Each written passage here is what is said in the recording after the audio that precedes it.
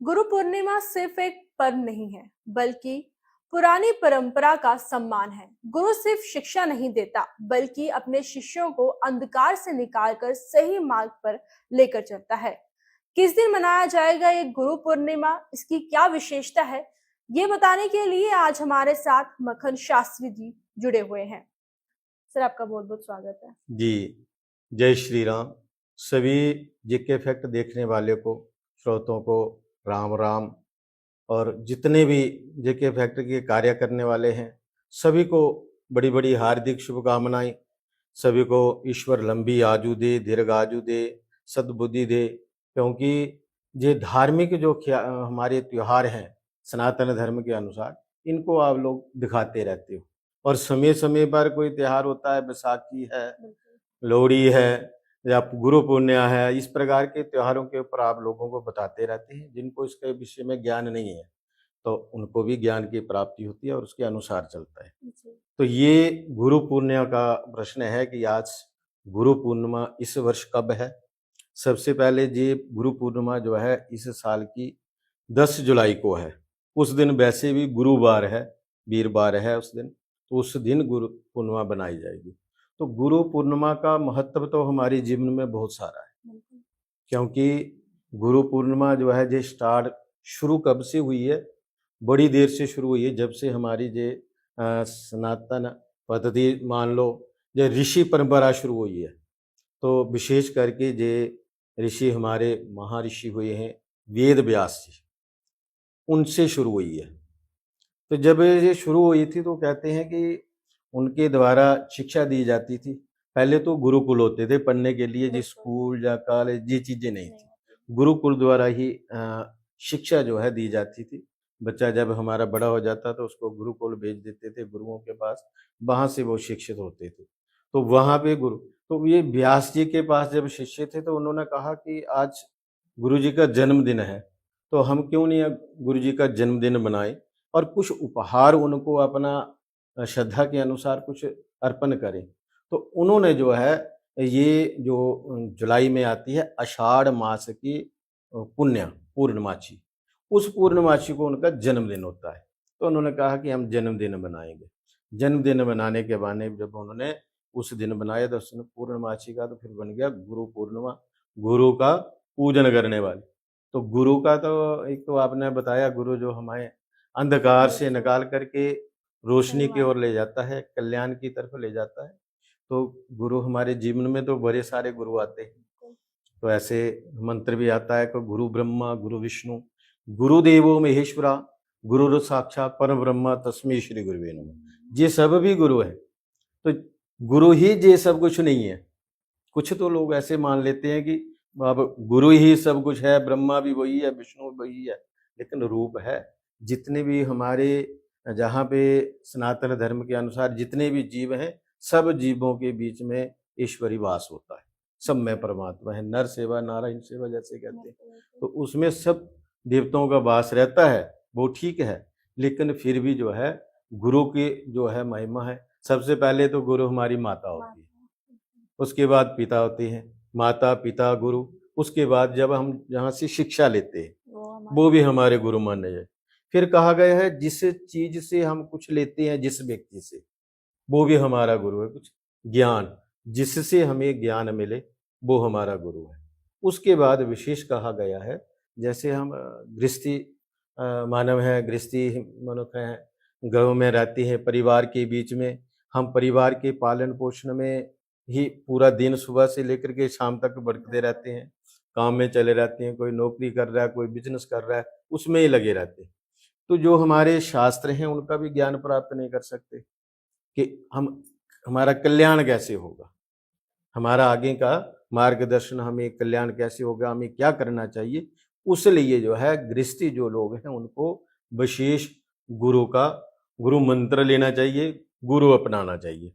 और कोई ऐसा सन्यासी गुरु हो, अर्थात जो इस प्रकार की शास्त्रों का ज्ञान प्राप्त करने वाला हो, ज्ञान रखता हो, तप करने वाला हो, साधना करने वाला हो, उसको फिर जो है हम गृहस्थी लोग जो है उसको गुरु बनाते हैं। और वो हमारे मार्गदर्शन करते हैं, हमें बताते हैं कि गृहस्थी जीवन में कैसे रहना। और गृहस्थी जीवन में रहते हुए ही भगवान का भजन कीर्तन नाम जाप इत्यादि कैसे करना है, कैसे हमारा कल्याण हो जाता है, वो सारा ज्ञान जो है हमें उन गुरुओं से प्राप्त होता है। इसलिए तो इस पूर्णमासी जो होती है आषाढ़ मास के शुक्ल पक्ष की पूर्णमासी में जो आता है, तो इसमें गुरु पूर्णिमा व्यास जी का जन्म देता है, इसलिए इस पुण्य को पूर्णमासी को जो है गुरु पूर्णिमा कहते हैं। तो इस दिन मनाना तो चाहिए। जैसे हमने देखा है कि गुरुओं की पहली जो विशेषता थी वो जीवन में बहुत होती थी, लेकिन आजकल की जो जनरेशन है वो अपने गुरुओं को वो सम्मान वो आदर नहीं देती है। तो क्या कहना चाहेंगे आजकल की इस जनरेशन को जो अपने जीवन में गुरुओं को माता पिता को जो है आदर सम्मान नहीं देते? बिल्कुल जी, सर्वप्रथम तो हमारे माता पिता गुरु बिल्कुल। हैं। तो सबसे पहले हमें माता पिता को छोड़ करके अगर बाहर जा करके हम गुरुओं का या किसी का भी पूजन करें तो व्यर्थ है। कहते हैं तीर्थों का स्नान दान इत्यादि बाद में, पहले माता पिता का पूजन। माता पिता घर में हम जितने मर्जी तीर्थ कर लें, जितने मर्जी गुरु अपना लें, गुरु पूजन कर लें, उसका कोई महत्व नहीं। पहले माता पिता का पूजन करना है, माता पिता को गुरु मानना है, उसके बाद फिर आगे जाकर के गुरु। गुरु की महिमा इसलिए कम हो रही है आजकल, गुरु भी वैसे ऐसे गुरु पैदा हो रहे हैं जो केवल अपना स्वार्थ के लिए ही। तो जैसे एक हमारी कहावत भी यह आती है कि लोभी गुरु लालची चेला, दोनों नरक में ठेला में ठेला। तो ऐसे लालच की वजह से भी कुछ ऐसे गुरु बने हुए हैं। तो उसके वजह से फिर जब वो किसी कारणवश कुछ ना कुछ कोई गड़बड़ी होती है तो फिर लोगों के मन से जो है ना वो गुरु भाव जो है हट जाता है।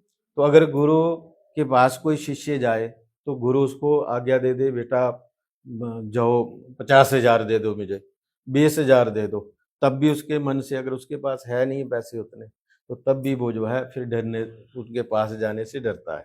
ये भी बात है। पहले जैसे शिक्षा हम फ्री में अध्यापक देते जो थे, हमारे बिल्कुल। टीचर थे हम उनको गुरु मानते थे बच्चे। तो आज के टीचर क्या है, आजकल ज़्यादा जिसके पास जाएंगे ट्यूशन पढ़ो, ट्यूशन के लिए पैसा इतना पहले ले आओ, एडवांस ले आओ, इस प्रकार की परंपरा, उसकी वजह से भी जो है थोड़ा सा ये खंडन हो रहा है, जिसकी वजह से बच्चे गुरु को कहते पैसे दे के हमने वो किया।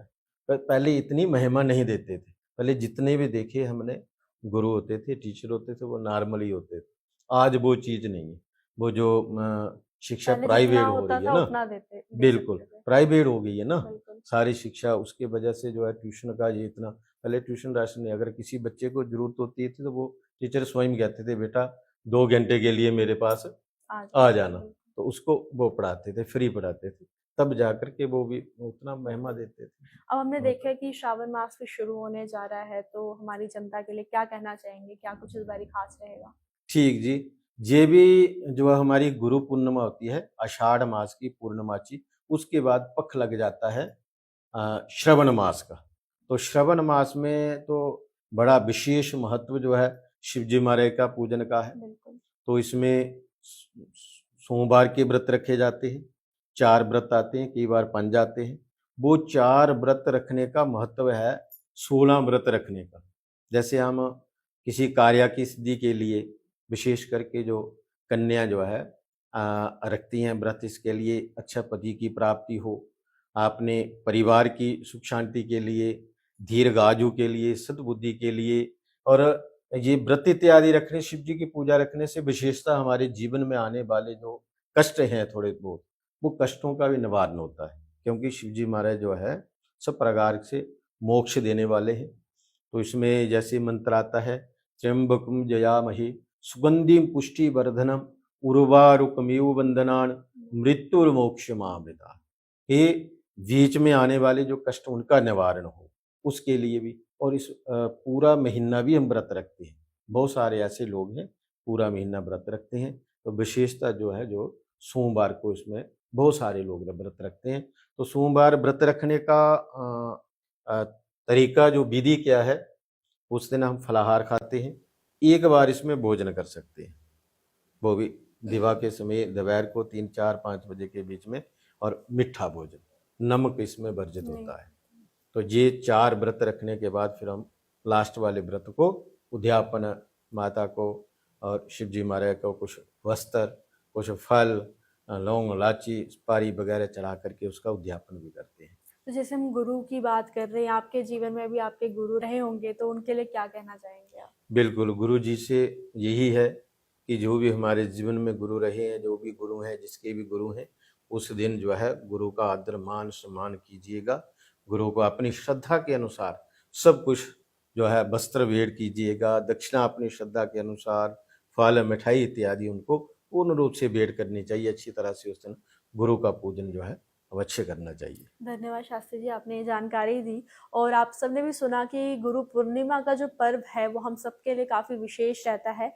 तो इसकी शुरुआत अपने माता-पिता से कीजिए, क्योंकि वही हमें सब कुछ देते हैं। उसके बाद जिनसे आपने शिक्षा ली है, जिन्होंने आपको सही मार्ग दिखाया है, उनके पास जाकर जो है उन्हें एक धन्यवाद का पात्र तो वह बनते ही बनते हैं। और इस तरह से वीडियो के लिए हमारे साथ बने रहिए और देखते रहिए जे के ताज।